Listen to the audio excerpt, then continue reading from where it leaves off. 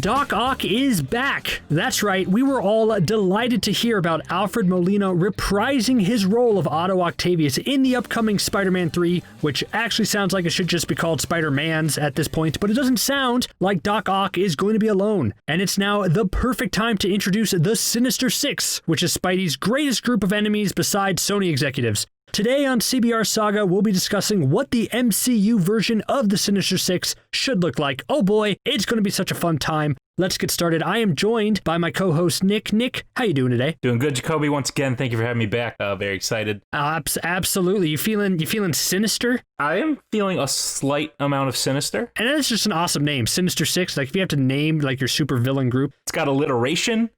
All the best Marvel teams have alliteration. Fantastic Four. I'm sure there's other examples. That's it. You're just ranking Fantastic Four, and that's the only people that matter.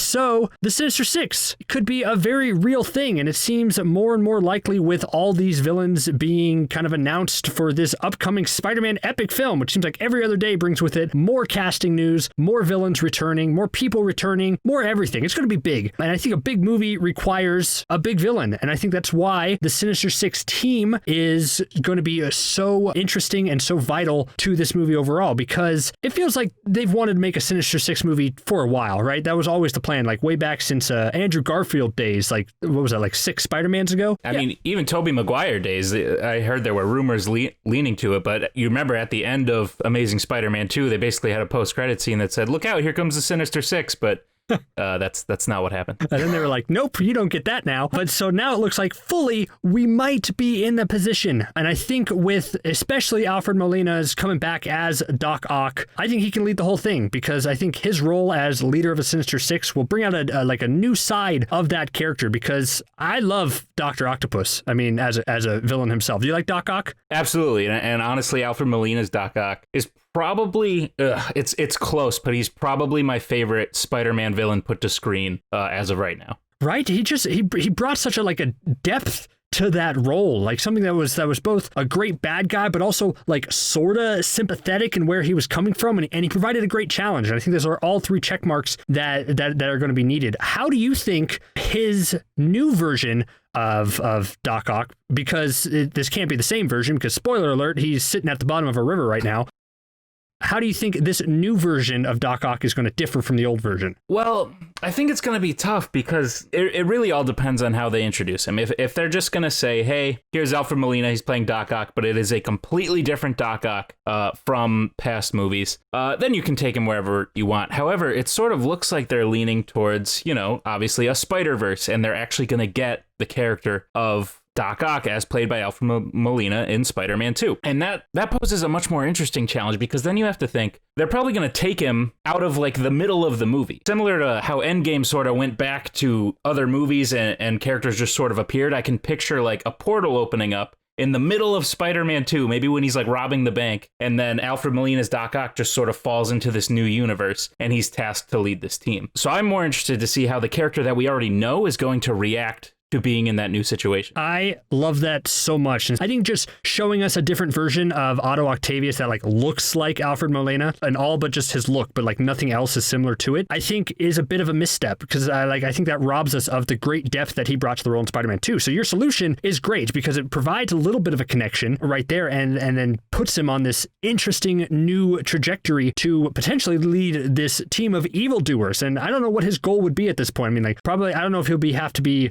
convinced like, hey, Spider-Man's bad. You gotta form this team to kill Spider-Man, or if else he's going to be like, actually, guys, I need this tritium. Like I was kind of in the middle of something, right, to build this thing. I got other plans. How do you think they'll balance that? I guess between his search for vengeance and his new goal of leading this team. Well, it's gonna be tough, because you're very right. He was very single-minded. He had one goal in Spider-Man 2, and I sort of picture it like the animated Spider-Verse. A portal opens up and he falls through, and now he's in this new world. So, I mean, I don't know about you, Jacoby, but if I was to just randomly switch universes, I might kind of forget what I was in the middle of doing in the past one and sort of deal with what's in front of me. I was robbing banks before, but now I just learned that there's a multiverse. Like, that trumps everything.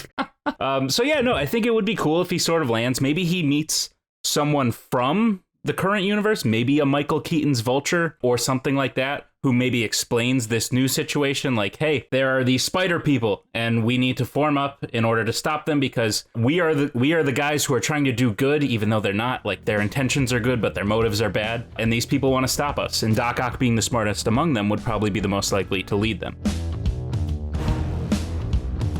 I like what you're saying about someone coming to him, but I'm gonna throw a bit of a curveball. Could it be someone else? Could it be the new version of Electro that we've been told is coming back? We know Jamie Foxx is returning, and by having Jamie Foxx's Electro, or either it would be the same version because maybe the same thing happened to him. Maybe halfway through Amazing Spider-Man 2, he was dropped through a portal, and then he got a new type of outlook on life and realized his costume looked stupid and probably changed it up. And then now he is the one going through and plucking other people to inform them about what happened. That provides both a way to incorporate Jamie Foxx's Electro, able for him to explain what's happening because the same thing happened to him, and just allows Jamie Foxx to do his thing. Maybe. I'm not huge on it just because I love Jamie Foxx and I love the character of Electro, but what we got in that Amazing Spider-Man 2 movie is something, honestly, I was hoping to forget, but we've got the news that we're not going to be forgetting. And honestly, I am excited for that character to sort of be redeemed and that actor in that role. But as he's set up, if the same thing happens that we're pitching where he's sort of taken out of the middle of his movie, him in the middle of that movie is not someone I would believe can explain to other people what is going on or be seen as a leader in any way. That's However, and this might lead into one of my theories a little later, so spoiler alert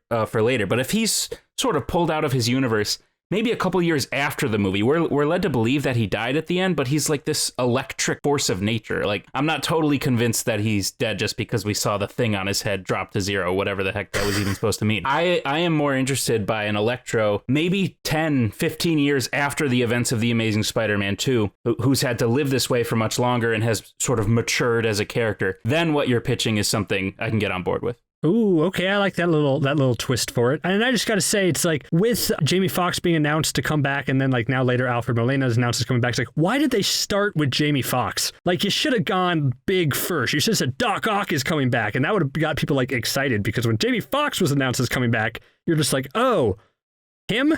Like, that was your first big choice? Like, you should have started big and worked your way down to the minor villains that you don't care about. And then that would create much more excitement when they do what you do. Because I think what you just pitched about, like an older Electro, like who's grown and matured, and the zero rose up from his head or something, it got back up, like he plugged in somewhere. He became a much better character and used that experience and morphed a little bit. So I love that. I mean, I think that's really cool. So, okay, we're kind of talking about those two members so far, which is, those are the two ones that we know about, which are Doc Ock and Electro. So let's start filling out like our bit of a Sinister Six roster a little bit. Like we're like dodgeball captains and we're like, we're picking people. I think you got to have a goblin. In the comics, like the back and forth between any sort of Green Goblin and Doctor Octopus is like, it's always fascinating to watch, because these are two just such smart alpha males that they can't work together, and it's a blast to watch like a beautiful train wreck. So I think you got to throw a goblin in there, but I'm going to go with something that we kind of talked about in previous episodes, is Ned Leeds as the Hobgoblin. We talked extensively last time about how Ned Leeds can become the Hobgoblin, and I think actually putting him in a Sinister Six roster will create a sort of connection to it, because right now, if Tom Holland is facing this Sinister Six along with all the other Spider-Men that are running around, that he doesn't know a lot of them at this point. So I think it would create that sort of bond of just like, that's Ned Leeds, like that's someone that I know. How do I fight against that? And I think that's what is going to create a great dynamic. What do you think? What's your thoughts on the Goblin in the Sinister Six? I like that Goblin. I like the pitch of that Goblin. I especially like the connection it gives us to the Tom Holland Spider-Man. We're essentially my theory is we're essentially dealing with villains and heroes coming from 3 different universes. That's the MCU, the Amazing Spider-Man universe, and then the Raimi Spider-Man universe. I would like the Goblin of the team, because I don't think you can have more than one. I think that's a little bit of Goblin overkill. I would like the Goblin of the team to come similarly Alfred Molina's Doc Ock. I want Willem Dafoe coming back as Norman Osborn. I think that is the best portrayal of a Goblin on screen that we have gotten. I didn't love Dane DeHaan's. I didn't love James Franco sort of taking over, unless you want to do a weird thing and grab Chris Cooper, but I don't think we should do that either. Nope. I think the villain who started it all, really, for Spider-Man in 2002 Spider-Man, getting Willem Dafoe back.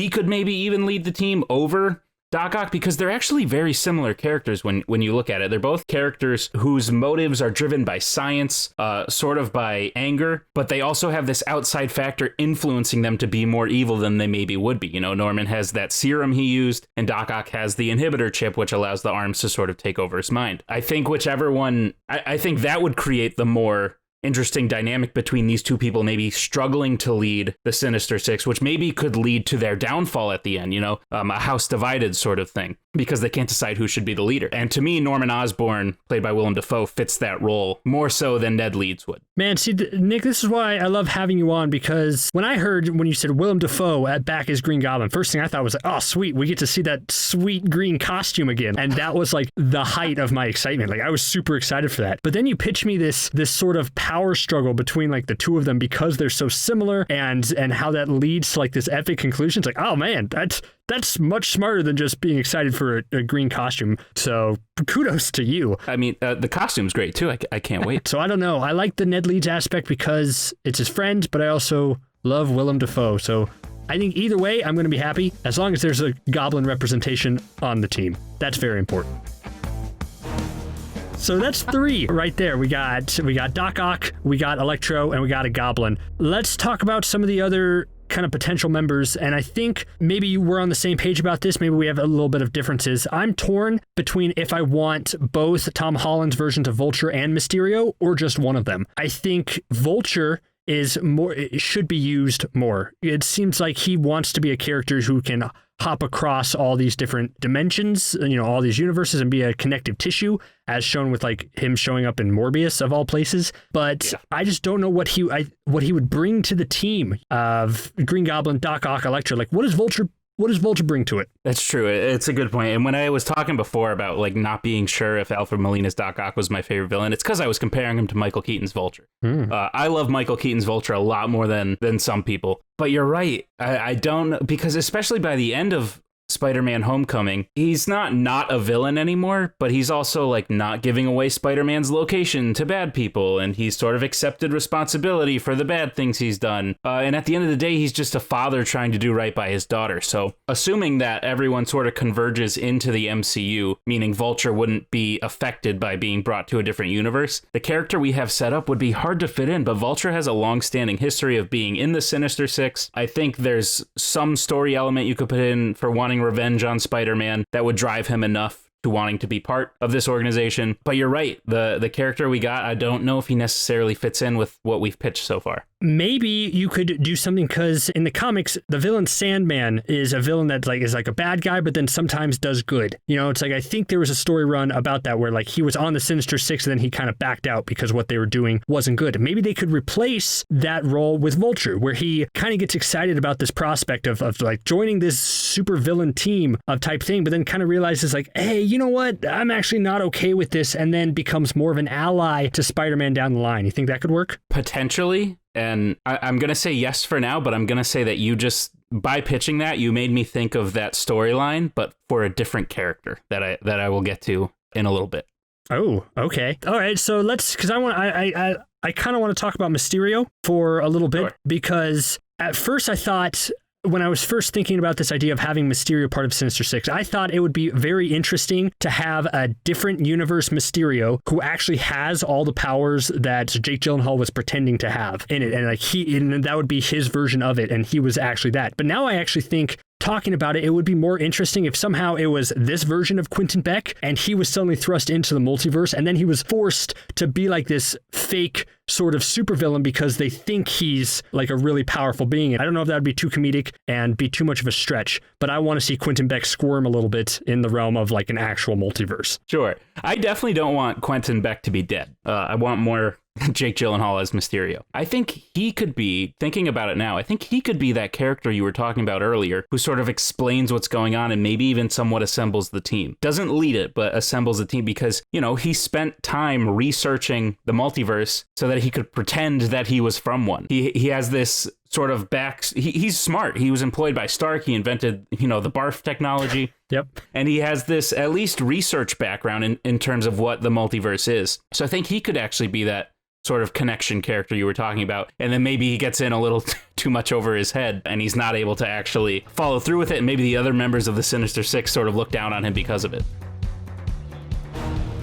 As far as next people go, I'll bring this up now because I've sort of hinted at it a few times. I think when we pull out Jamie Foxx's Electro from that 10 to 15 year jump that I was talking about, I think you could also pitch that maybe Andrew Garfield's Peter Parker has gotten over Gwen Stacy and now has a new relationship with someone named Felicia Hardy, played by Felicity Jones in The Amazing Spider-Man 2. Felicia Hardy is traditionally known as Black Cat. She's Catwoman. She's literally Catwoman in Marvel.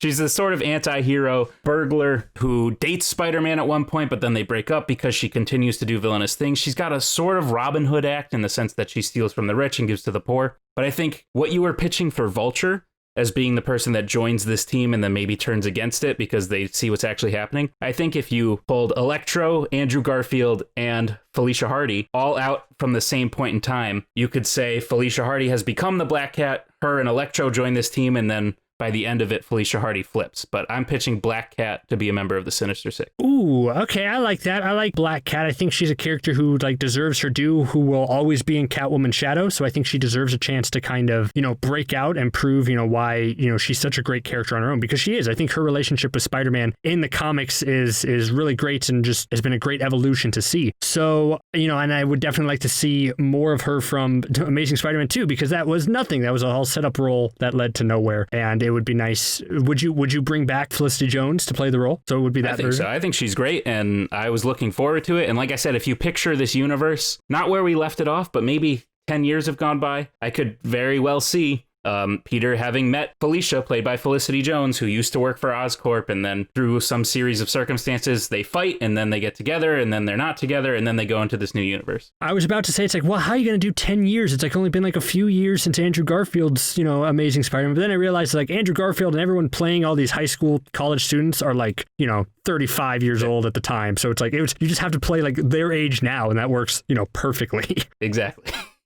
And I like what you say about the relationship, status and what Black Cat could bring to the role, because my sixth member would 100% be Paul Giamatti's Rhino for no other reason besides I like Paul Giamatti as Rhino and I want more of that ridiculousness. I have no smart argument to back that up, Nick. I have no sort of, he's going to bring a really interesting dynamic to the team. He's going to bring out the best in all of them and prevent it. No, it's no, I just want to see Paul Giamatti yelling in Russian, even more so. But if I had to explain a reason, they're going to need a brute, right? You have all these, you have the intellects, you have the kind of the stealthy fighters. You need a tank in your Sinister Six. So even though I said I didn't have a reason, I'm actually backing that reason now, because Paul Giamatti will bring the strength needed to be part of the Sinister Six. And yeah, it'll be 15 years down the line for that too, so his suit will look less stupid. Well, what I was going to say, apart from I think it's ridiculous, but I do like what you're pitching, because the way this could work in my mind, if we were to bring Paul Giamatti's Rhino, is he's sort of the dumb Hulk of the Sinister Six. Yeah. They all just sort of make fun of how dumb he is, but when they need to run through a wall, Rhino's your guy. And I agree, they don't have an overly strong person who can just sort of be that bulldozer. And what they do have is, from what we've pitched so far anyway, is sort of an overabundance of intelligence. I think that, clash between Doc Ock and Green Goblin that I pitched would be cool, but if you also add in another smart character and another smart character all fighting to be the leaders, then it becomes a bit too much. Right. So do you have a different brute that could fill that last spot? One that's existed already? I don't think so. The other person I was going to pitch, but it would sort of run into that problem I just talked about, the Lizard, played by Reese Ifans in the first Amazing Spider-Man. I think that's a really underrated villain who, has a lot of Spider-Man villains I'm noticing are very similar in the sense that they're all good people who do something to sort of turn themselves bad, and then by the end of the movie, they realize that they're a good person. It's Green Goblin, it's Doc Ock, it's the Lizard, it's Sandman even. Yeah, they all kind of did that. Someone needs to fire those writers. Yes.